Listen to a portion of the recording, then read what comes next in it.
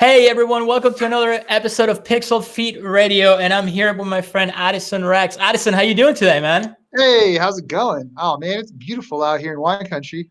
I know it's beautiful out here in Florida too. I'm kind of jealous. Like I was literally walking outside the block on the phone with a call with one of my partners, and I was just like, man, I'm just walking around the block to get some vitamin D. Oh So yeah, we're lucky in that sense that we get a lot of that where we're at. yes. So Sunshine States, coast to coast. absolutely. So one thing that people don't know, Addison is the CEO of Wine Spies, but you go by a different name. This is what threw me off when I first met you. Agent Crew. Where did that come Yeah, from, man. man? Undercover is the code name. It's funny, and we take it seriously too. Like around the office, we've all got our agent code names because we're the wine spies. So Yeah. when you come on board, you got to think real hard about it because you're going to be that code name. And people sometimes new employees like, "Are you guys serious about this?" I'm like, "Oh yeah, we're dead serious about this." So do you let them pick the name or do you guys Yeah, pick it for the person? yeah, and you better think long and hard about what it is because I'm not joking. You're going to be called that a lot. So we've had some people have some misfires with some hard to pronounce names. Like you don't want to be going, you know, if you're I'm going to glad be going to Burgundy, it's kind of long. I'm glad I don't work for you because knowing myself, I will come up with something top of my head without thinking about it twice just to get it done and over with. And then next thing you know, I'll get stuck with something dumb. Yeah, oh, that's why I went with Crew. It's short and easy. Yeah, it's easy to remember. So Yeah. Wine Spies. I know someone who started in the wine business and now has one of the biggest agencies in the world. Huh? Are you going in that direction too? You're going to do that at some point? Hey, we're trying, man. You know, Yeah. I mean, there's some. I love the Vaynerchuk, and there's some. Let me just put it this way: the next steps in our path, it kind of follows a little bit of what he's trying to do with VaynerMedia. So I can imagine, man. We'll get into that if you want to. absolutely, Let's start from the beginning. So I always ask people about their background, how they got started. So it was a family business, right? That's how you got started. It was a family business, correct? I did on the Deerfield side. So my family's winery is called Deerfield Ranch Winery. Mm-hmm. They're out in Sonoma Valley. Awesome spot. They got a huge 23,000 square foot wine cave, and the tasting room's right in the middle of the cave. So it's pretty legit. And my uncle he's the real deal. Handlebar mustache. He's a really good winemaker. So I started off as a cellar rat, they call it, and just scrubbing barrel bungs. And I was there for 10 years, worked my way up. And when I left, I was the GM. It was a great experience, kind of seeing all aspects of the business, kind of from the producer's perspective, and it's really different on the winery side. And so coming over to the retailer side, it's been awesome because the one thing about working for any winery is you're tasting the same wine all day, telling the same story. So Wine Spies, the flash retail model, we sell one wine a day. So every single day it's a new wine, new story. So I've got to taste a lot of wines from around the world, and that's been just fun. I'm sure. I mean, Yeah. I can only imagine. I'm just thinking in terms of marketing. It's like, okay, we got to push one bottle a day. Yeah. So how far ahead are you on that list to drop one bottle a day? I mean, I know how much Yeah. work goes into that. I mean, and then you got to taste it on top of it to make sure it's something that you can recommend. So that's a lot Exactly. of work, man. It is a lot of work, and that's the name of the game. And you know, when we don't just taste one bottle a day, to find that one bottle, we probably taste 20, 30 bottles. So you gotta, So it's a constant hunt. We try to stay at least 2 months ahead on the calendar. yeah. So we've got everything mapped out right now, basically through, the end of June. And that's really what it takes. The thing that we've done that really sets us apart, because Wine Spies has been around since 2007, actually. And there's been a bunch of companies come and gone in that time period, and Wine Spy is still going strong because it is hard. Just every day putting that wine together, put that content out there. And if you go to the site winespies.com, you'll see every day for the featured wine there is a ton of copy that we write and do a lot of research. And part of that is we've got a great team of people. But when I came on board, it was just the founder of the company and me doing it. And now we have a senior wine buyer and a CMO who writes a lot of the creative copy. And so they pretty much are able to do it all by themselves. But the thing is that we started from day one with a technology attitude of building out our own e-com platform that makes it easy for us to merchandise wine products specifically. What Yeah, platform are you and it guys would have made it using? impossible to do it and a lot of companies try to do it and fail because they don't have a system. And we just focus on the system, and a lot of it's automated for us. What platform are you guys using for the It, website? so it's a totally custom Ruby app that we built from the ground up. And Really? yeah, and there's a lot of pros and cons to that, which I'd be happy to get into the weeds about. And that's been a real blessing for us in terms of having gone that direction from day one, because we kind of already were heavily invested in it. And what it's allowed us to do is just be super nimble, and as awesome as Shopify is getting these days, and as flexible as it's getting. And for the first time ever, actually, there's been some major movement in the wine industry in particular to build some consolidation around the logistics tools required, because there's a lot of unique stuff with wine shipping compliance that makes it hard to use off the shelf stuff.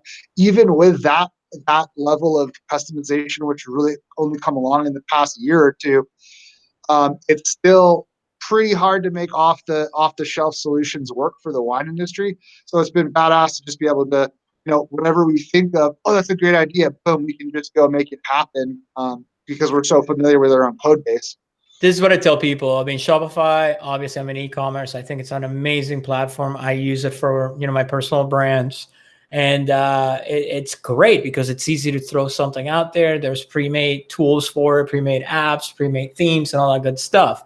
Now, with that said, I mean, if you can afford the time and have the manpower to write your own code or use some type of platform like Magento or even WordPress, WooCommerce, I mean, you might get more out of it. It's just more tedious and more to deal with. And you got to really know, you need someone to be on it 24/7, maintaining it and making sure it's running like it's supposed to. What makes Shopify easy is that it's out of the box type of deal. You know what I mean? But it gets to a certain point where, when you scale out of control, that Shopify might not be the brand for you. You might want to, like you guys, you might want to make your own thing.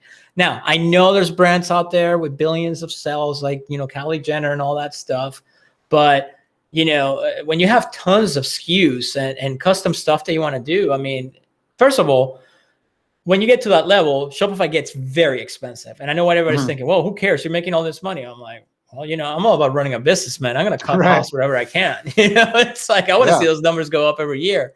So, but I get what you're saying. You want a total control over the platform and being able to edit anything you want. So that's a great way to go from the get-go, especially if you're going to have a bottle of wine a day, you're going to have to make all these changes daily, right? Yeah. And, on, like you're saying, you are responsible for the maintenance, and that's definitely a stroke in the cons column. If something breaks, there's nobody to call. We better fix it. And fortunately, we've got a CTO who's our main developer. And he is actually, this kind of an interesting story on the way we've been able to grow is we started the company with a full-time dev. That person, after having built most of the platform, ended up leaving unexpectedly for personal reasons.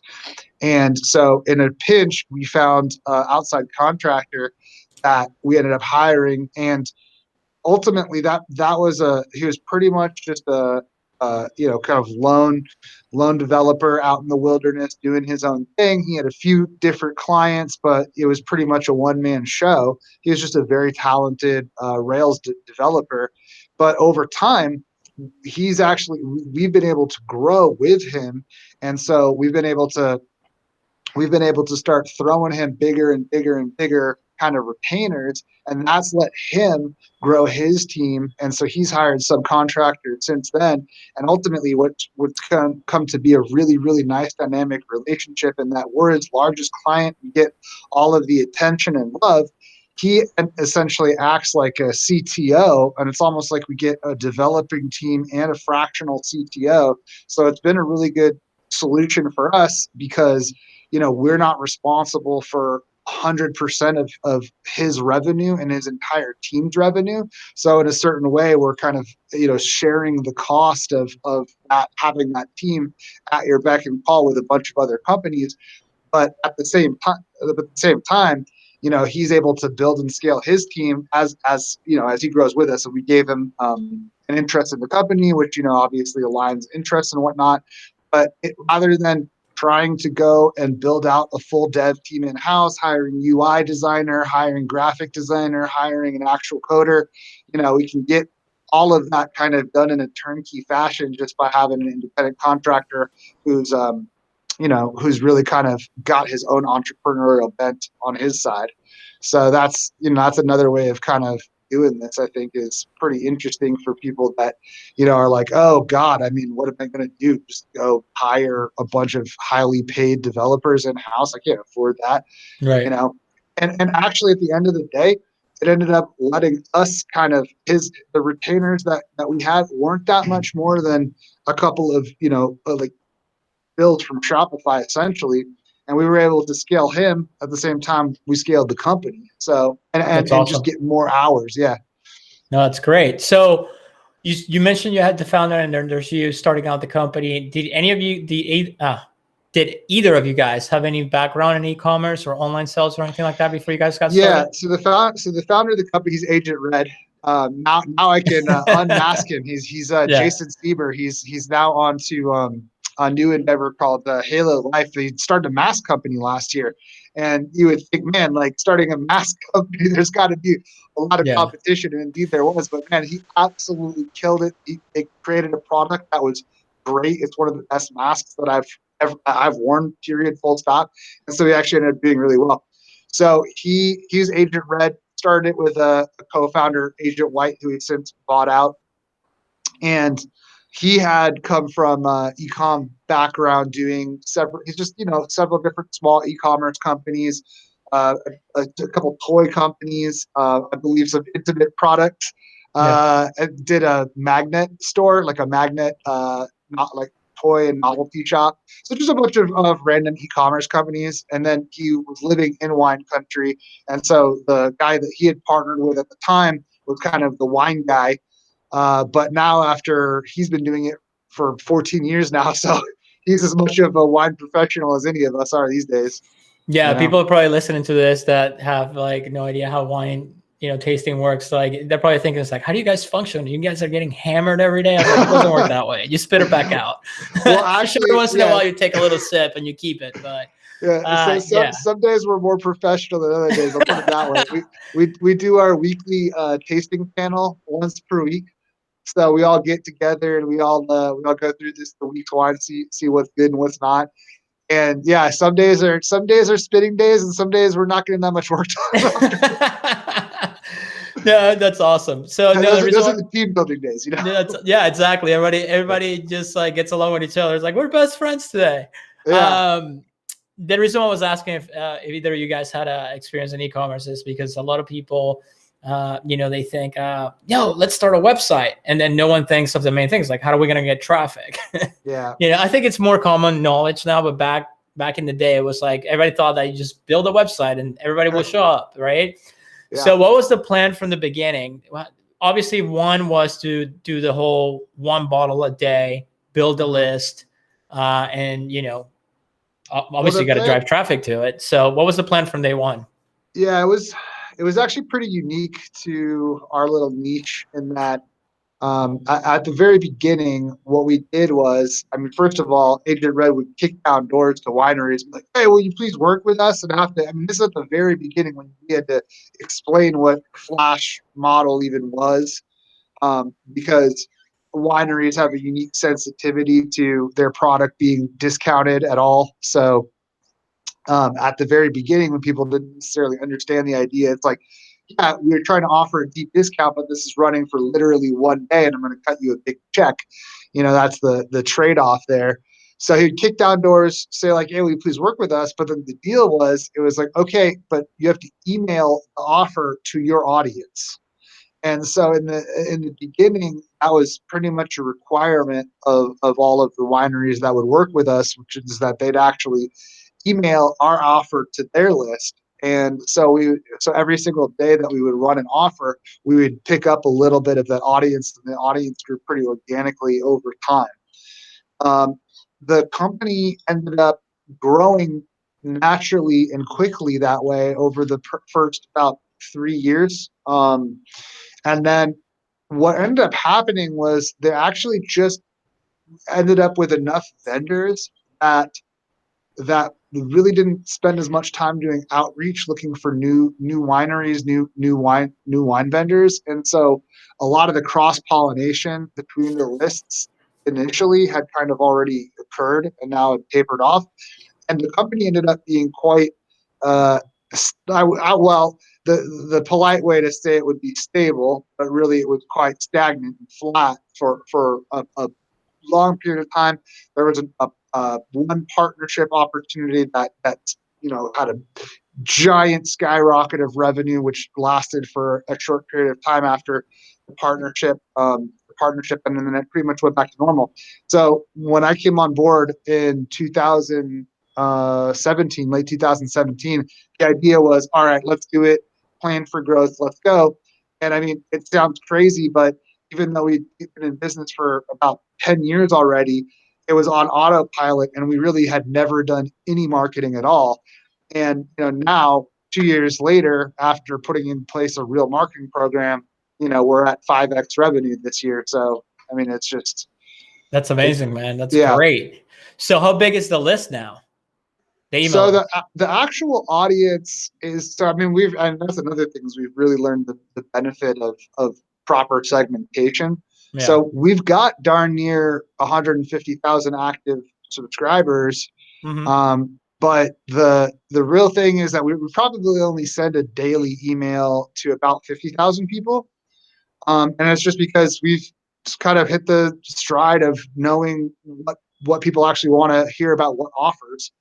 So, and I think that in terms of, I don't know if you want to talk about this part yet, but in terms of what people actually gets people always coming back is we take a lot of care writing interesting content in the first place. Mm-hmm. And we hear from people all the time that they actually look forward and like opening and reading our emails because it's fun, even if they're not interested in that particular wine that day. The way that we talk about it, we make it fun no matter what. So people just like reading. And so I'm assuming that you tell a story with the email when you send it out, like about the, I haven't read it obviously, but a story about the brand or the wine that you're pushing or some other story that's not related. How do you guys do it? There's always a story. And I mean, that starts with the wine selection process in the first place. I mean, we will not feature a wine that there's not a story for. And the story could be anything. I mean, the story could be, it's always going to be a great tasting wine. The story could be as simple as like, look, this is a ridiculously good deal on this wine that we got. We got a 90% offer. I mean, are you kidding me? It's a great wine for a great price. Go buy it. But I mean, it could just be absolutely a narrative-based story about, like today's wine's a great. Oh, I'm sorry. We did a recent one, which the winemaker was kind of like shrouded in mystery. We couldn't really tell who it is. We knew who it is, and we have enough kind of credibility with our audience that they know we're not just, bullshitting. Yeah. So that was kind of a whole like mystery angle, and it really is like a very famous winemaker that produces it. Kind of the whole spy thing. There's got to be some story, and we come up with one every single day, and that's why people find it engaging, because you never know what we're gonna be putting in front of them. Yeah, I mean, a story is what sells anything if you think about it. Like, I love drinking wine, but dude, I don't know anything about wine. It's pathetic. You think as much wine as I drank throughout my life, and as much as I love it, you think I will know everything about it, but I'm the type of person who goes out and has wine at a restaurant, and I'm like, they always ask me, it's like, what do you want? I'm like, I don't know. I'm like, I like something that's kind of sweet, but not too dry, red. Yeah. And they're like, they usually nail that in the first 2 or 3. And I'm like, that one. And then I'll take a picture of it. I'll keep it on my phone, but I don't remember the name. And every time I go to the grocery store, my wife she's going to order some wine or whatever. I got to pull up the phone. It's like, I'm like, here, order this one, And then I was telling you, I have a buddy of mine who's been in the wine business since college, since he was literally 19 years old. And he's the one, we were lucky that when we were all single, we all lived together in the same building, and he was my wine guy. Like, he will just bring bottles of wine, and he's like, you drink this, you drink that. And he will pair it with, steaks and, dinners. I mean, it's amazing what you can get out of wine just as a taste. Like, obviously when I was young, I used to drink, let's get hammered, let's get a box of wine. And then as you grow up, it's like, all right, you start appreciating, how the taste changes. Or, I mean, I've had wines that I'll never forget. I went to Atlanta. The same guy I told you about, he was in Atlanta for a business trip, and I met up with him over there. And he's like, dude, you got to come to this place. They have like the best fried chicken in Atlanta. I was like, all right, yeah, let's go. And then he orders this bottle of wine. And I swear to God, man, I took a drink out of that glass of wine, and I took a bite of that chicken, and it did not taste like chicken, but it was the most delicious thing I have ever had in my life. Yeah. It made no sense whatsoever. And it makes me so jealous. But what's so good about you guys, and I'm sure you take advantage of, is the way you can tell a story. I've watched, because I try to educate myself on it, or at least I'm interested in it. It's like, there's a couple of documentaries on Netflix about sommeliers, and there's a few more about wine. There was a wine guy that made a fake wine that was pretty good too, but I can't remember the name of it. But the sommelier Randy thing. Kerwanian. Say that again. I'm sorry. Rudy or Randy Kerwanian. Yeah, that guy. Yeah. And then, the one that blew my mind was a sommelier, like what sommeliers have to go through to pass, Yeah, that's SomDoc. Yeah. Dude, that's insane. I mean, see, here's the thing though, man, is like, honestly, I'm a wine industry professional. I've been doing this since I was 19 years old, but I'm still much more on your side of it than I am on the other sommelier side. And I really mean that. Like, when I think the way that you have it is a perfect approach to wine. And I think a lot of people that actually love drinking wine are right there with you. Just when you like, you don't like when you taste it. It's hard to remember. There's so many wine names. It's hard to remember. You do exactly the right thing. Take a picture of it. What's important is you got to have that friend on your team if you're going to be doing what we're doing. So, I mean, I've got a wine buyer who's just this incredibly knowledgeable dude. I mean, he'll tell you not just, it's from this vineyard and know exactly where it is on the other side of the planet. He'll tell you this is a really good deal because the vineyard next door to that, costs $2,000 a bottle for that. That's insane. Right next That's door. insane. Yeah, it's nuts. And that's the whole sommelier side of the business. And really, so here's what's so interesting about wine. There's like viticulture, which is, growing grapes, soil science, biology, botany. There's winemaking, which is kind of the enology side, chemistry, kind of cooking. These are very different things. There's the business side, which is, just the business side of wine, which in itself is actually super unique to the wine industry because wine is such an interesting, unique product. And then there's the whole wine lore side, which is all the info that the sommeliers know. So notice there's like 3 completely separate branches of knowledge which have nothing to do with that wine lore side. And none of that has anything to do with just drinking a glass of wine and saying, that's pretty good. You know what I mean? So yeah. I think that like it's, and if you read Wine Spies' write-ups, I mean, we do get into the geeky details down below if you want to read that stuff. But the way that we approach it, it's just a much more fun, like, hey, this this is like doing a kickflip off of like a 20-foot tall vert. It's the same kind of thrill that you're going to get from that is like taking a sip of this juice. So, that's that more approachable way. I think it's a lot more fun and engaging. And I really like that. And people that are listening to this or watching this can really take a lesson when it comes to e-commerce. Whatever product you have, you can add a story to it. All my brands, they all have a story that goes along with it, even new products. So, I mean, it works. It doesn't have to be, like the whole story of the wine. Obviously, wine has its own thing that goes with it. So it makes it a lot more powerful. But now that we're talking about this, and in the back of my head, I'm thinking of the business side and processes side of things, of running a business. Now, you're dropping a bottle of wine a day, which means you have an idea of what your conversion rates are on that email when it goes out, right?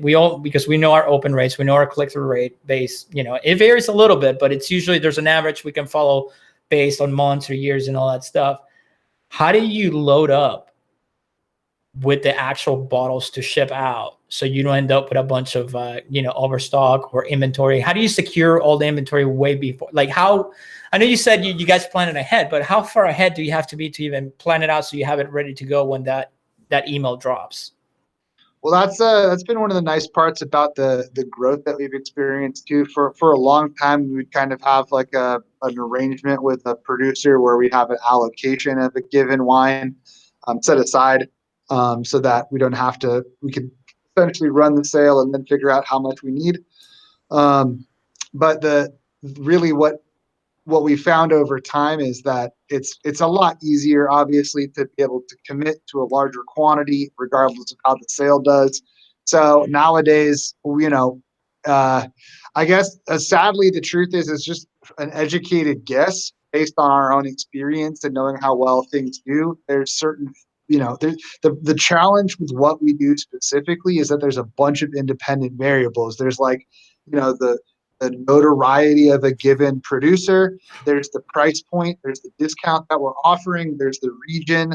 There's the varietal. Obviously, like Cabernet Sauvignon is going to be very different than trying to sell like a Grenache blend kind of thing. They're really So the point is that there's all these different independent variables.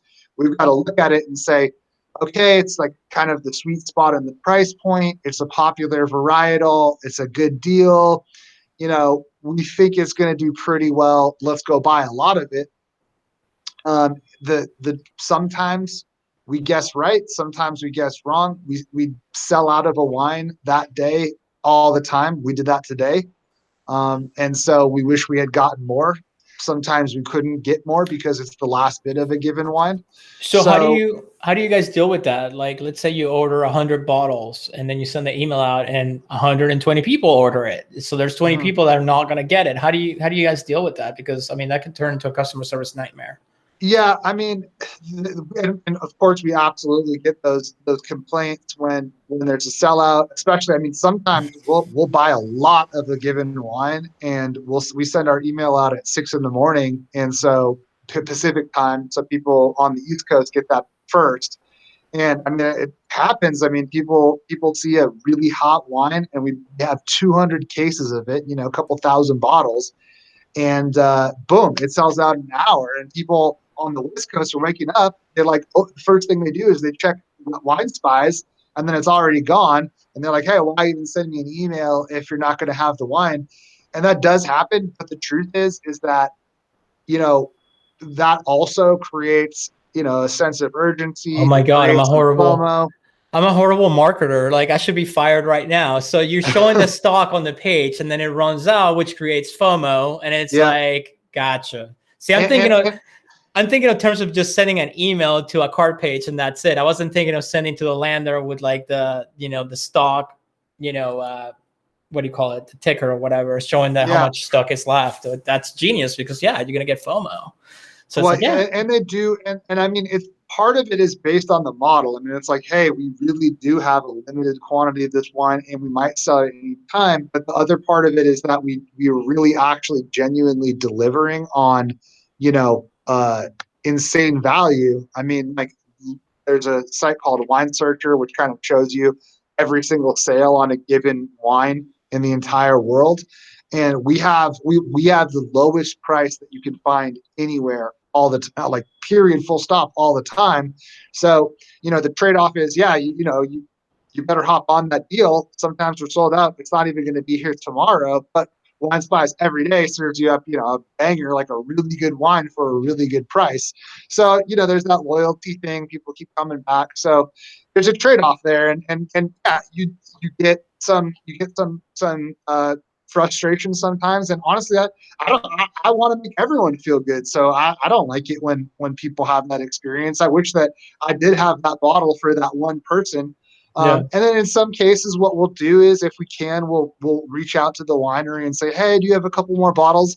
And if we can, we'll do that every single time and try to take care of people. But it's just kind of the nature of the model, and people get that, That's really cool. No, I can see that. And in scarcity, I tell people all the time, if you're going to use scarcity in sales, make sure it's for real. Don't use it just to use it. That's the thing. Yes, that's Because exactly it. We're genuine and authentic about it, you know? you're right. So because when you do it for real, it's like, hey, just so you guys know, this particular product, there's only probably going to be like 150 of them, and like we're serious about it. And then you cut it off at 150, not because you're doing it just to do it, but because that's it. Then people know next time that product appears or something similar to it, that's going to drive yourselves up because they don't want to miss out on the second time. Exactly. So that's very powerful. It is. It's very powerful. So where do you think you guys are going to take it from here now to keep growing? Are you guys doing any type of what are you guys doing in social media or paid advertising? Are you guys doing any of that to try to grow the list and to grow the business? So it's crazy, man. The past year has been nuts. We've just been reinvesting every penny back in it and growing this thing. And so I was talking at the beginning about the development we've done on our own Rails app. So we spent the better part of the past 12 months completely redesigning the whole site from the ground up. And it's, like I said, it's not just the site. It really is an app. So there's the whole back end side of it and the whole merchandising side that allows us to make it happen every day in the way that we do. So we've got a feature called lockers where you can basically buy one bottle at a time and then build up a case over time, and then we'll store it for you and then ship it for free when it's full. So that's been a huge game changer because it used to be, free Don't shipping tell my on wife 6 that. bottles. Oh, it's badass. And so the thing is, we rolled that out last year. Guess what? We rolled that out in March of 2020. So the timing. Oh yeah, perfect timing. Perfect timing. Kidding me?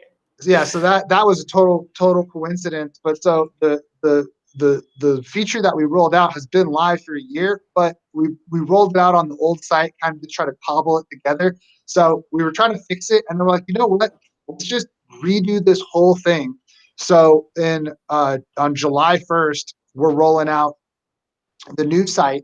And then August 1st, we're rolling out a huge ad campaign trying to get the word out about, the new site.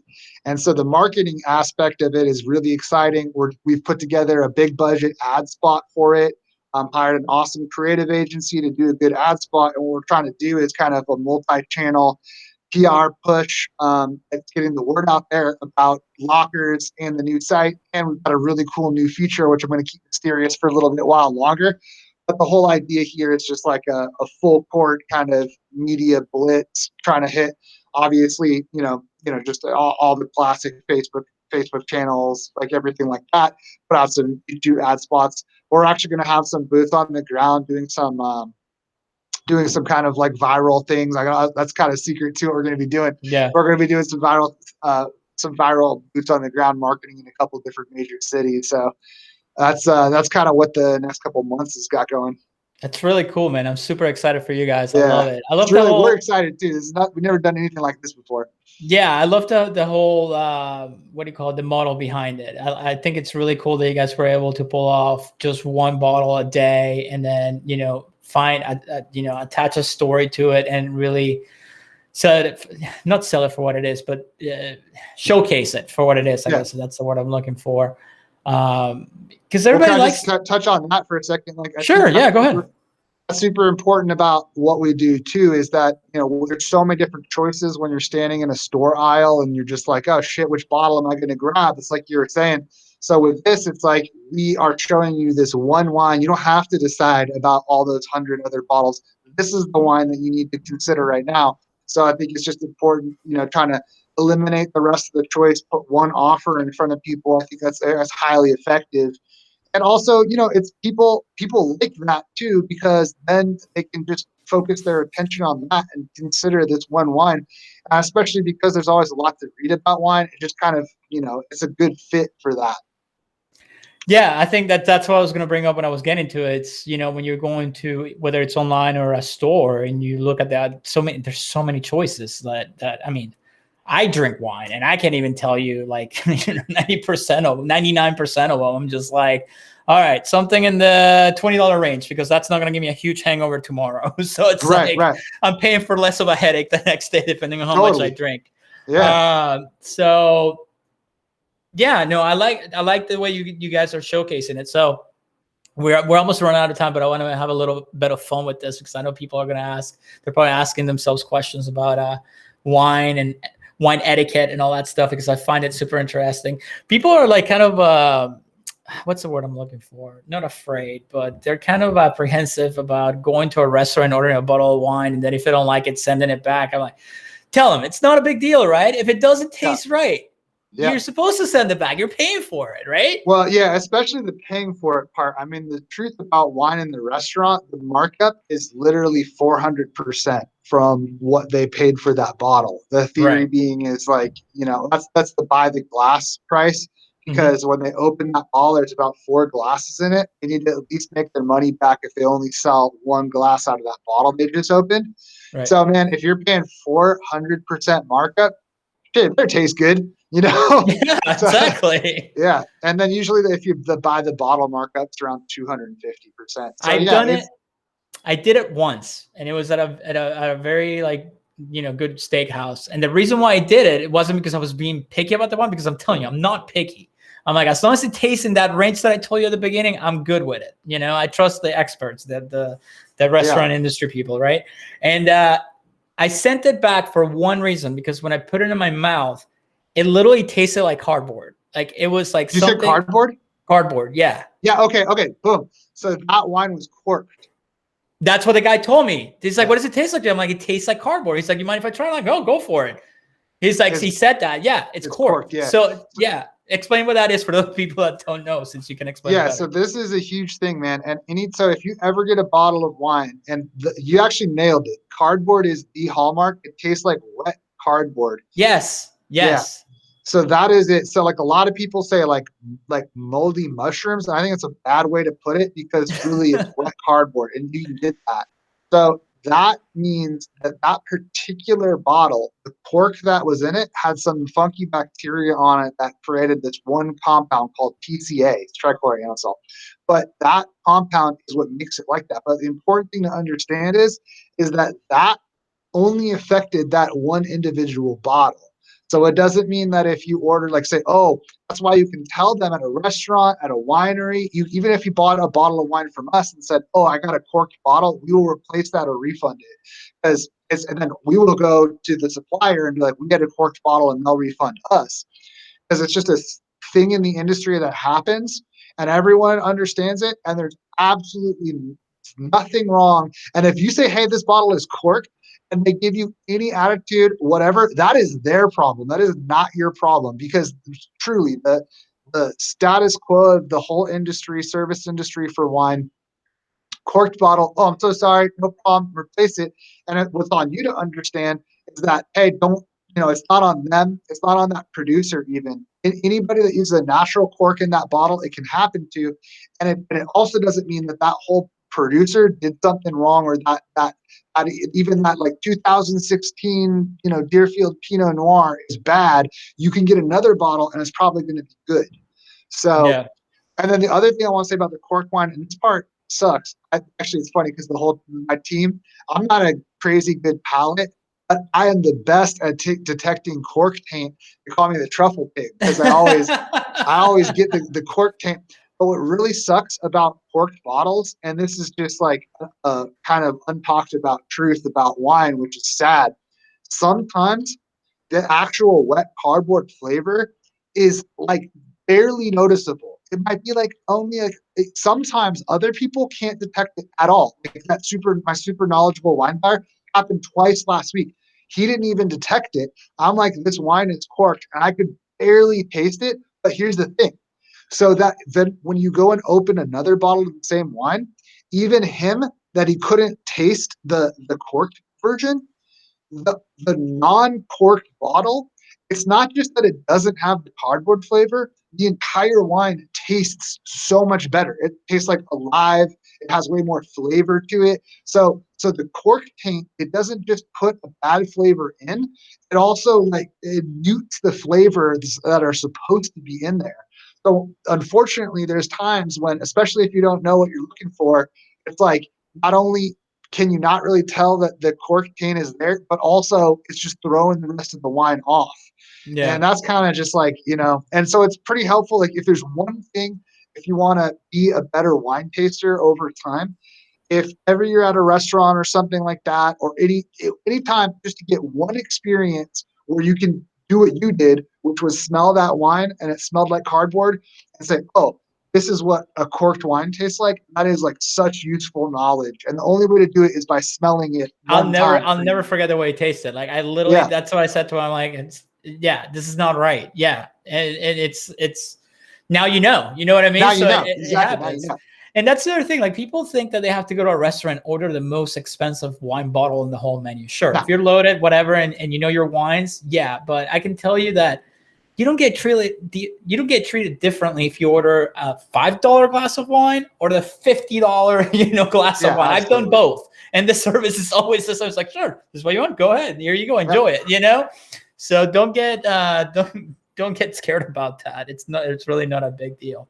Listen, man, had a great time. We're already out of time. It's crazy. Like I can't believe it. See, I love podcasts like this. It just flies by.